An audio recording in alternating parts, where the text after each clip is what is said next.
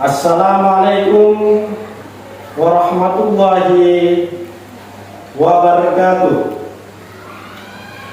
Perkenalkan, nama saya Rofki. Saya guru kelas di SMP Sabiliyah Arjasa, Kabupaten Sumeneb, Provinsi Jawa Timur, sekaligus mahasiswa PPG Transformasi Bab 2 Kementerian Agama Republik Indonesia, LPTK Universitas Islam Negeri Madura, dengan bidang studi pendidikan agama Islam dengan NIM 253-111-02458. Baiklah, dalam video ini saya akan menampilkan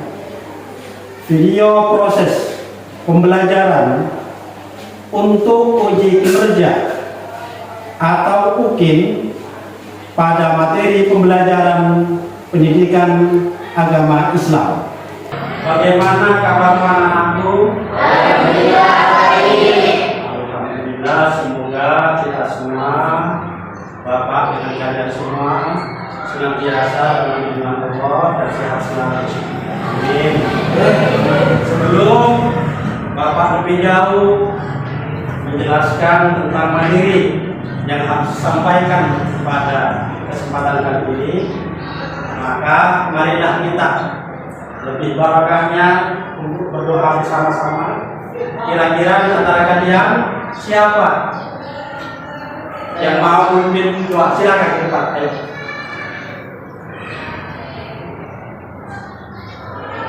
Marilah kita berdoa bersama-sama. Doa mulai.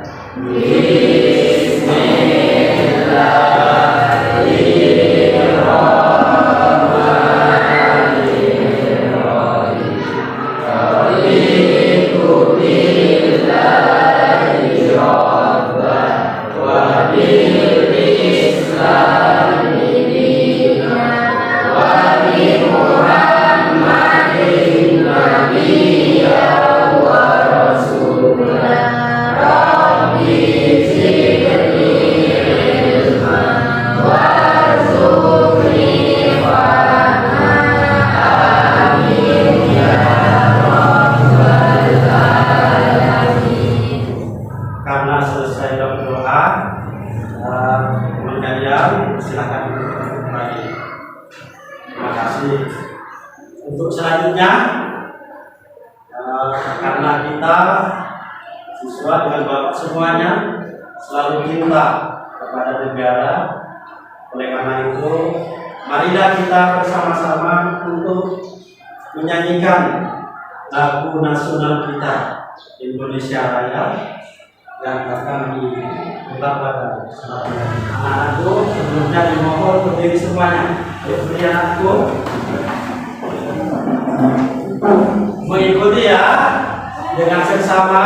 Dan boleh ada yang mendahului kepada lagu itu sapi, supaya terpatri jiwa patriotisme, kecintaan kepada negara.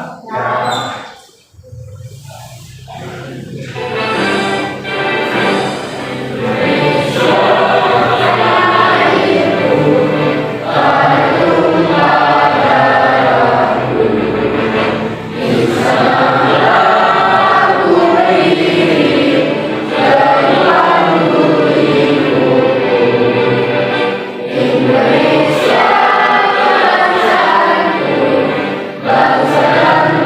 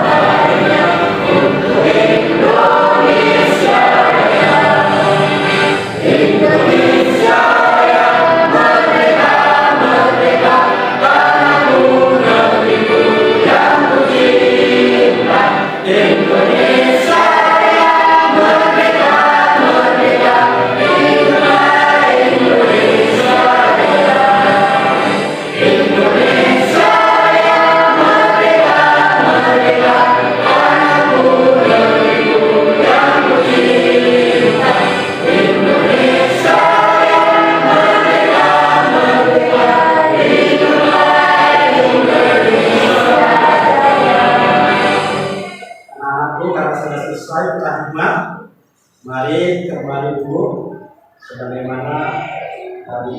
Silakan untuk selanjutnya Bapak akan ngaksen ya, kehadiran kalian. Ngaksen dulu. Aziza Wahyudi, Jihan Ulfa Talita, Layani Hidayah Aulia,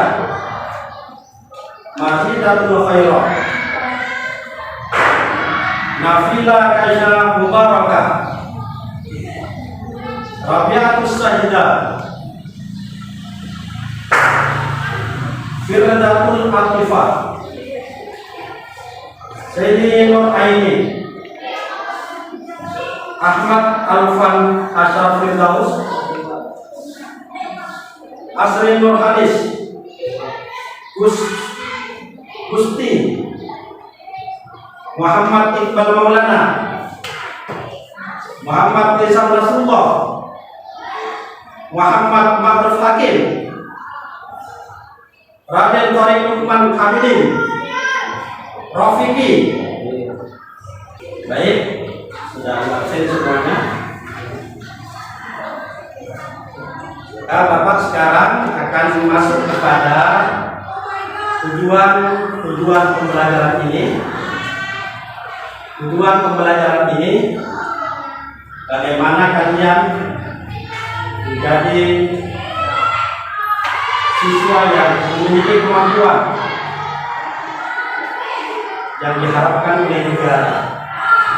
Oleh karena itu, mari kita masuk terlebih dahulu kepada materi tentang iman kita kepada malaikat Allah. Baik, anak-anakku, diperhatikan semuanya. Mari kita bersama-sama memahami pembelajaran kali ini tentang masalah iman kepada malaikat Allah. Apa pengertian iman? Mari kita paham bersama. Pengertian iman kepada malaikat. Iman kepada malaikat artinya meyakini dengan sepenuh hati. Sepenuh hati ya, bukan yang lainnya.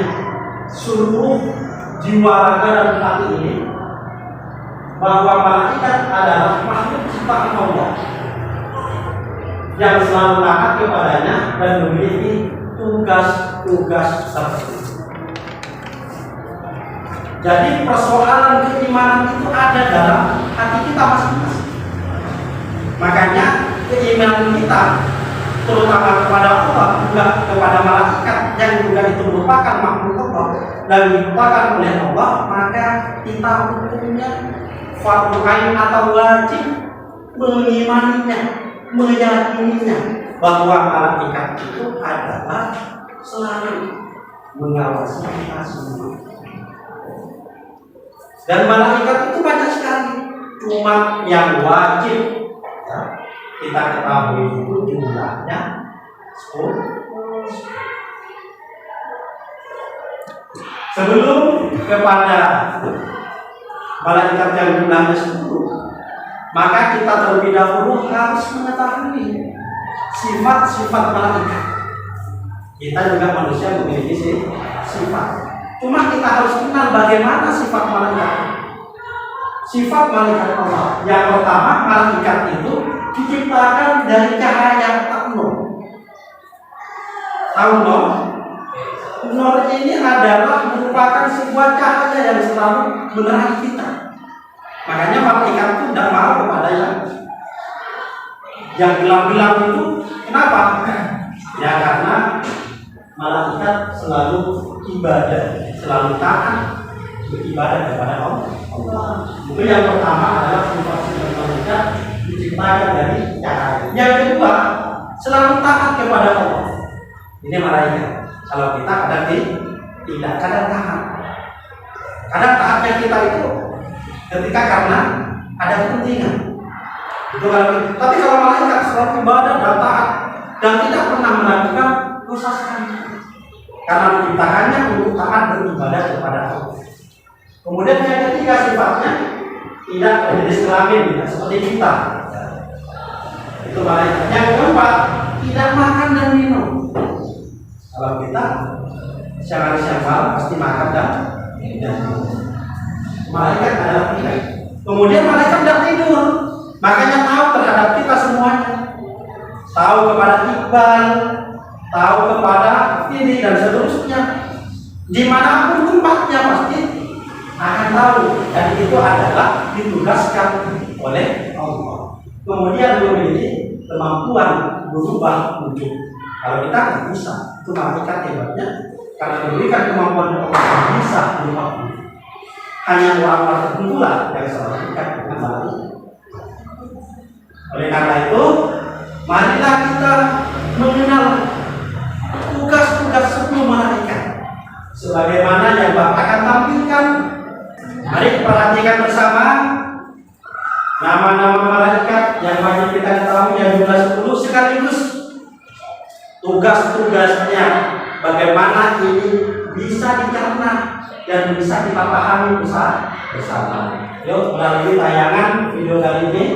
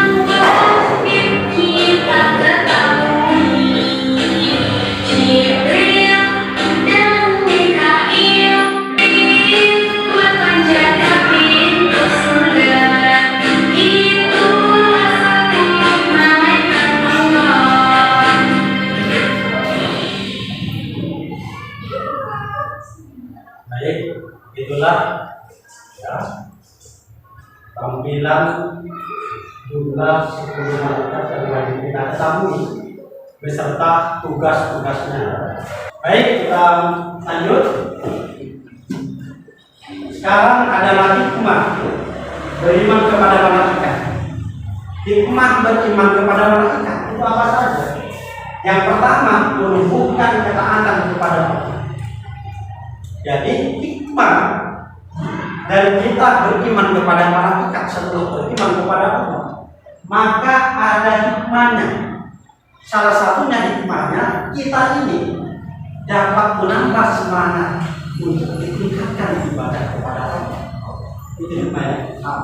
Yang kedua, ada semangat berbuat baik karena tahu ada malaikat mencatat amal. Terkadang kita melupakan bahwa di kanan kiri kita ini ada malaikat yang selalu menjaganya, baik malam maupun siang.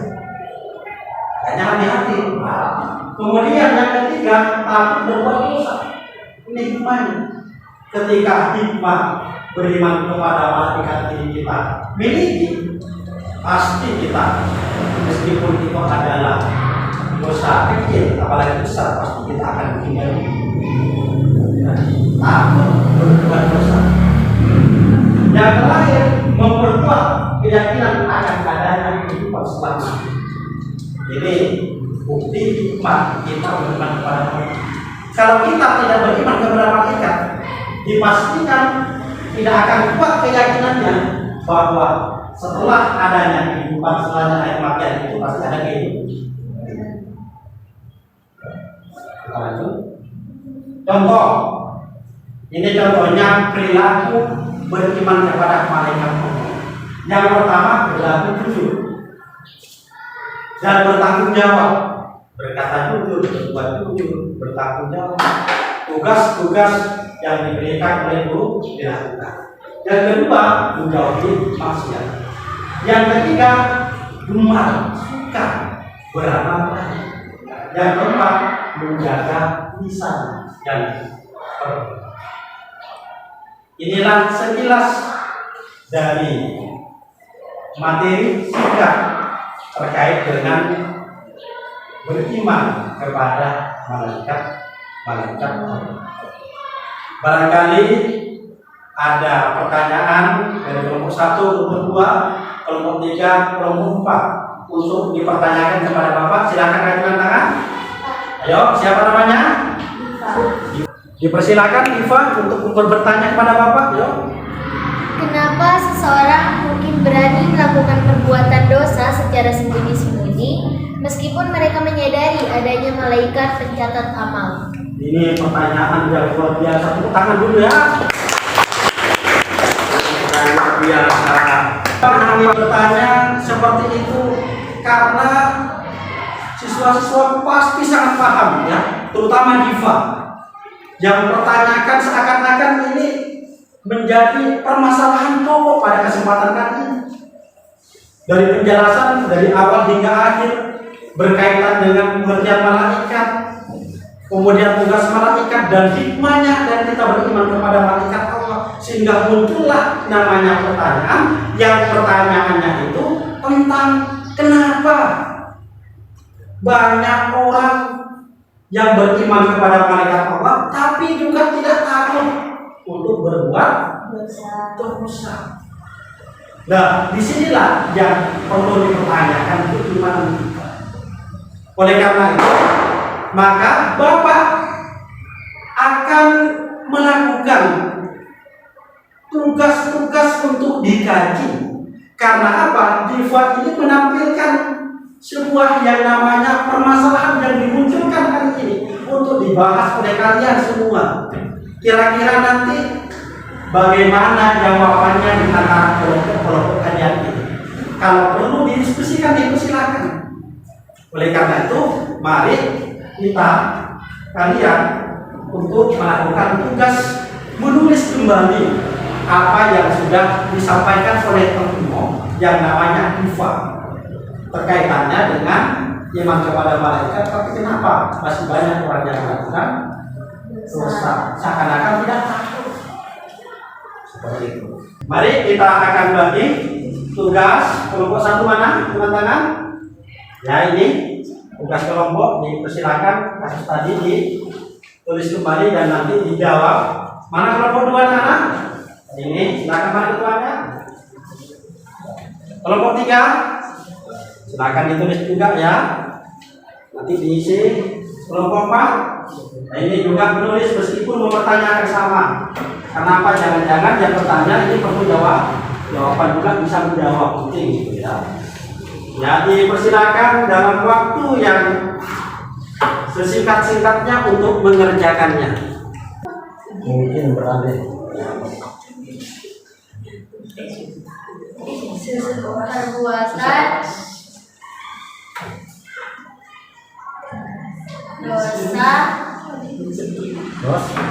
secara sembunyi-sembunyi meskipun mereka menyadari adanya malaikat pencatat amal.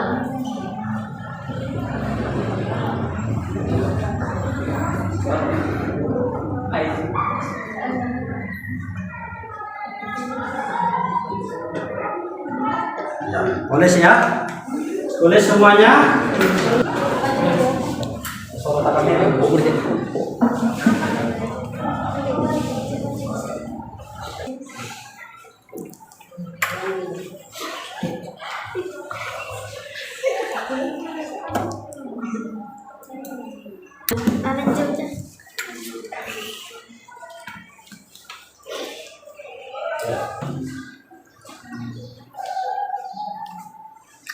Bapak jawaban tulis lagi. Ini cuma jawaban Bapak. Saya pandangan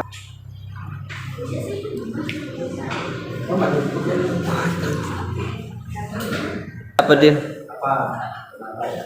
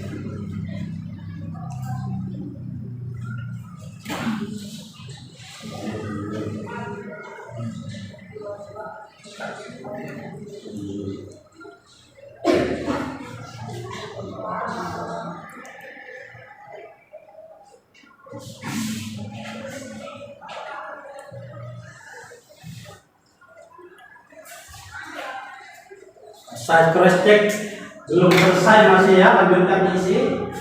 Belum selesai. Waktunya nanti satu kelompok ada perwakilan presentasi di tempatnya masing-masing dengan secara tegas untuk menjawab, baik kelompok 1, kelompok 2, kelompok 3, kelompok 4. Untuk apa? Untuk mengetahui jawaban masing-masing kalian. Kalau perlu silahkan didiskusikan kembali meskipun ini muncul pertanyaan dari kelompok 4. Seperti itu ya. Kelompok 1 mana hasil tugasnya? Silakan dibaca dengan nyaring. Dengan nyaring.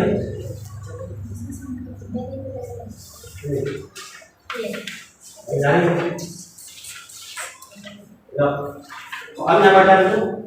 Kenapa seseorang mungkin berani melakukan perbuatan dosa secara sembunyi-sembunyi meskipun menyadari adanya malaikat pencatat amal? Jawabannya karena manusia selalu menginginkan tanpa adanya larangan. Ya, ini jawaban kelompok 1. Karena manusia selalu menginginkan kepada tidak ada larangan, artinya tidak perlu ada aturan-aturan sehingga pengenlah bagus semuanya. Kira-kira seperti itu ya. Kelompok 2 mana hasilnya? Ya, silakan presentasikan. Ya, berdiri, kelompok berdiri. Kenapa seseorang mungkin berani melakukan perbuatan dosa secara sembunyi-sembunyi meskipun menyadari adanya malaikat pencatat amal? Jawabannya? Karena manusia tidak mampu mengendalikan diri. Karena manusia tidak mampu mengendalikan diri ya. Saya akan menjawab pertanyaan dari kelompok 4. Pertanyaannya adalah mengapa seseorang mungkin berani melakukan perbuatan dosa secara sembunyi-sembunyi meskipun mereka menyadari adanya malaikat pencatat amal? Jawabannya adalah salah satunya konflik antara pengetahuan dan keinginan. Manusia seringkali memiliki konflik internal antara apa yang mereka tahu, pengetahuan agama tentang malaikat, pahala dan dosa, dan apa yang mereka rasakan atau inginkan, hawa nafsu, keinginan sesaat, godaan. Dalam momen-momen tertentu, keinginannya dan godaan ini bisa jauh lebih kuat dari kesadaran akan pengetahuan agama. Akibatnya, mereka menyerah pada hawa nafsu dan melakukan dosa, meskipun mereka tahu ada konsekuensinya. Bagus ya, pertanyaan sangat panjang sekali. Tepuk tangan kelompok 3. Kita silakan untuk presentasikan dulu. Kenapa seseorang mungkin berani melakukan perbuatan dosa secara sembunyi-sembunyi meskipun menyadari adanya malaikat pencatat amal? Dikarenakan kita selaku manusia tidak lepas dari salah dan lupa. Tidak lepas salah dari lupa ya. Karena itu maka jawabannya Bapak ambil semuanya ya. Kira-kira mana yang jadikan nanti jawaban yang pertama ya. Ambil mana kelompok 3, kelompok 4 ya.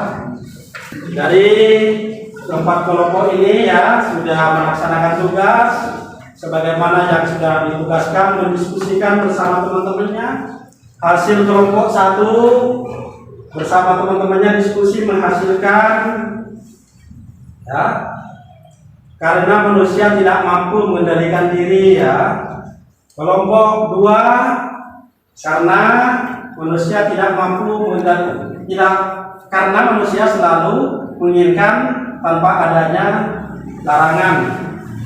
Terus kelompok 4 dikarenakan kita selalu manusia tidak lepas dari salah dan lupa. Yang terakhir ini kelompok 3 yang jawabannya paling panjang ya, yang sangat bisa mengakomodir, bisa mencakup. Artinya kalian adalah semuanya termasuk mampu menjawab dari kelompoknya masing-masing setelah diskusi berapa menit, sehingga bisa disimpulkan pada kelompok 3 karena masuk semua. Apa jawabannya? Jawabannya adalah manusia seringkali ya memiliki konflik internal antara apa yang mereka tahu ya, dan apa yang mereka rasakan atau ingin mudahan ya ini bisa jauh lebih kuat dari kesadaran akan pengetahuan agama. Akibatnya apa ketika seperti itu? Mereka menyerah pada hawa nafsu dan melakukan dosa meskipun mereka tahu ada konsekuensinya. Ya. Paham? Baik ya. Dari pemaparan materi dari awal hingga akhir ini sekarang ini ya, sampai pada kalian menemukan antara kelompok 4 menanyakan sehingga menjadi sebuah persoalan, maka pada kesempatan kali ini Bapak akan memberikan sebuah kesimpulan atau rangkuman ya terkait dengan pembelajaran ini. Rangkuman yang pertama terkait pembelajaran iman kepada malaikat Allah. Yang pertama bisa kita ambil hikmahnya, bagaimana kita selalu senantiasa beriman kepada malaikat Allah, dan juga tentunya ketika beriman kepada malaikat, apalagi juga beriman kepada Allah. Itu yang pertama. Dan ini harus ditanamkan di dalam hati. Tidak boleh sampai dalam diri kita itu terpengaruh kepada hal yang lain, sehingga keinginan kita itu mudah tergerus, mudah terpengaruh kepada hal-hal yang tidak diinginkan, sebagaimana sudah disebutkan. Pesan refleksi dari pembelajaran ini berdasarkan pertanyaan soal yang menjadi kasus itu adalah, meskipun kita atau kalian berada di manapun harus merasa selalu diawasi oleh malaikat yang diperintah oleh Allah untuk menjaga kita semua. Kenapa itu harus dijaga? Karena ini adalah termasuk ya, diperintah. Ketika kita diperintah oleh Allah Subhanahu wa Ta'ala, kemudian tidak baik, maka siap-siap menjaga yang namanya malaikat ini akan selalu mencatat, baik itu adalah amal baik maupun buruk, sama-sama kita. Meskipun amal kita itu adalah kecil, itu dijaga. Entah itu keberadaan kita dalam keadaan terang-terangan atau sungguh sama-sama dicatat. Ya. Jadi inti akhirnya iman harus tetap ada dalam hati dan jangan sampai terpengaruh atau tergerus oleh entah lingkungan, teman, masyarakat, bangsa dan negara, sehingga kita tetap beriman kepada Allah. Mungkin akhir dari pembelajaran ini, baik anak-anakku, karena pembelajaran pada kesempatan kali ini sudah selesai ya, mari kita cukupkan, dan sebelum diakhiri, mari kita berdoa bersama-sama, dan Bapak langsung akan memimpin ya, karena di awal tadi teman-teman kalian memimpin. Marilah kita akhiri ya, anak-anakku, pembelajaran dari awal hingga akhir. Semoga banyak manfaatnya dan barokahnya. Dan kali ini Bapak akan memimpin. Tadi ya temanmu namanya Ivan dan memimpin doa di awal pembelajaran. Sekarang Bapak, mari bersama-sama dengan hikmat membaca wal asri. Bismillah.